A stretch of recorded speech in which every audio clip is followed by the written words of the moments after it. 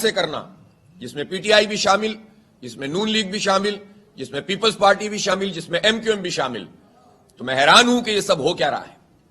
اور پھر اس کے بعد ظاہر ہے کہ سلسلہ آگے بڑھ رہا ہے۔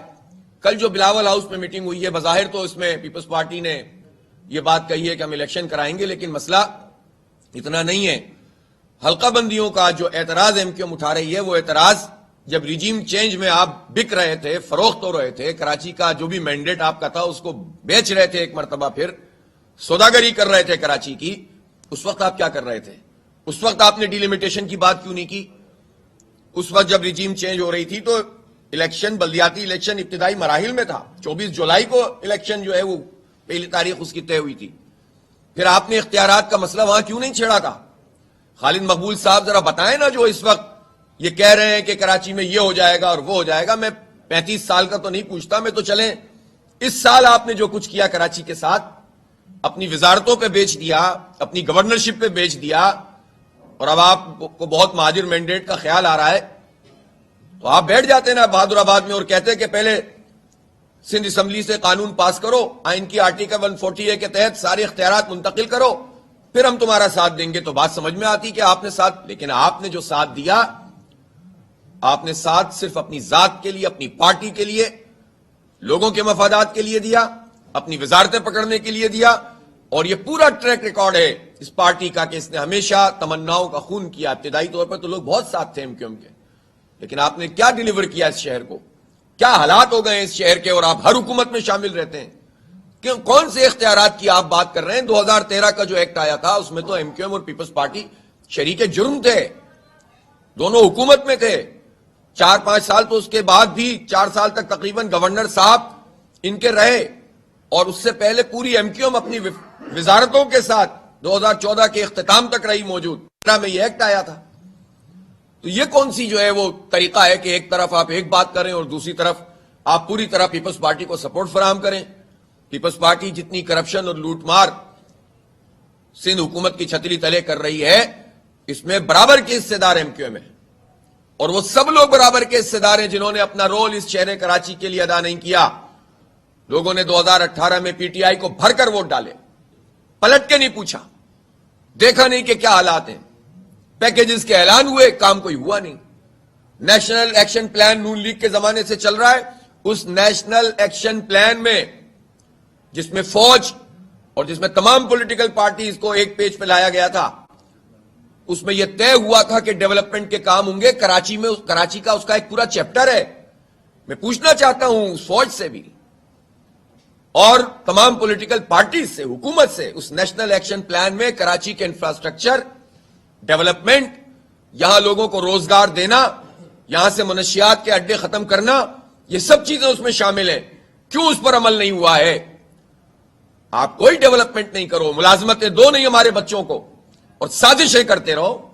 سازشوں کے اڈے گورنر ہاؤس بن جائیں، بلاول ہاؤس بن جائیں، سی ایم ہاؤس بن جائیں، کسی صورت یہ قابل قبول نہیں ہے۔ جماعت اسلامی اس کی مزاحمت کرے گی۔ الیکشن کو اب 15 جنوری کو ہونا چاہیے، کوئی دوسری صورت نہیں ہے۔ اب اس کو ٹالنے کا یا اس کو آگے بڑھانے کا کوئی اخلاقی، قانونی، آئینی، جمہوری کوئی جواز موجود نہیں ہے سوائے سازشوں کے۔ اس لیے پیپلز پارٹی کو بہت واضح طور پر، حکومت سندھ کو بہت واضح طور پر اپنے موقف کا اعلان کرنا چاہیے۔ میں 24 گھنٹے دے رہا ہوں، 24 گھنٹے میں اگر حکومت سندھ نے واضح طور پر اعلان نہیں کیا اور جو پچھلا خط الیکشن کمیشن کو بھیجا ہوا ہے وہ واپس نہیں لیا، تو ہم سی ایم ہاؤس پر دھرنا کریں گے، اور پھر حالات کی ذمہ داری سی ایم صاحب پر ہوگی، پیپلز پارٹی پر ہوگی۔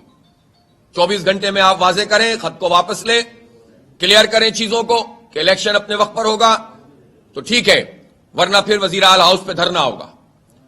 اور جماعت اسلامی اتنی زبردست موبلائزیشن پورے شہر میں کرے گی کہ سب کو جو ہے نا کہنا چاہیے کہ ایک مصیبت میں مبتلا ہو جائیں گی یہ پارٹیاں۔ ان کو اندازہ نہیں ہے کہ اس وقت لوگ کتنے بکھرے ہوئے ہیں۔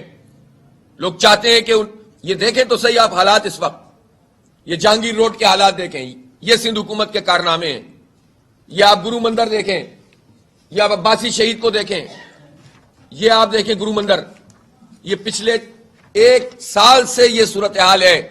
میں 4 مہینے پہلے ایک ٹویٹ کیا، اس کے بعد 1 مہینہ پہلے ایک ٹویٹ کیا اس میں تصویریں ڈالیں, کوئی فرق نہیں تھا, اور آج بھی یہی صورتحال ہے.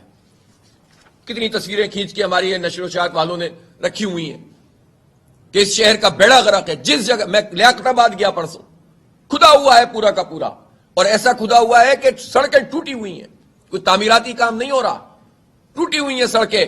کہاں ہے مرتضی وہاب صاحب وہ 15 ارب روپے کے پیچ ورک؟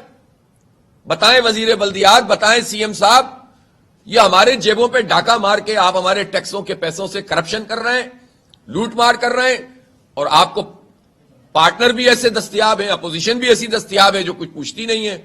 کیا پوچھے گی اپوزیشن جب ایم این اے فنڈ کے پیسے بھی اسی طرح سے ڈوبے ہیں جس طرح سے سندھ حکومت نے پیسوں کو ڈبویا ہے.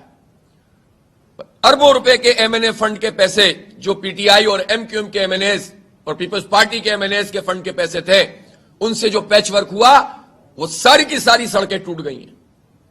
اربوں روپے یہ جو کھا لیے ان ظالموں نے, تو کس کے ہاتھ پہ اپنا لہو تلاش کریں؟ بڑے بڑے دعوے کرنے والے بھی اس پورے کام میں جس کو جتنا موقع ملتا ہے وہ اتنا حصہ جو ہے لے رہا ہے, اور واضح طور پر سامنے بھی نہیں آتے ہیں. اس لیے میں ایک مرتبہ پھر دوہرا رہا ہوں کہ 24 گھنٹے میں اگر پیپلز پارٹی نے واضح طور پر یہ نہیں بتایا کہ الیکشن ہوگا اور کوئی سازش کامیاب نہیں ہوگی, تو پھر ہم سی ایم ہاؤس پر دھرنا دیں گے. اور کراچی کے امیر جماعت اسلامی کراچی حافظ نعیم الرحمان میڈیا سے گفتگو کر رہے تھے, جس کا کچھ حصہ آپ نے ملاحظہ کیا.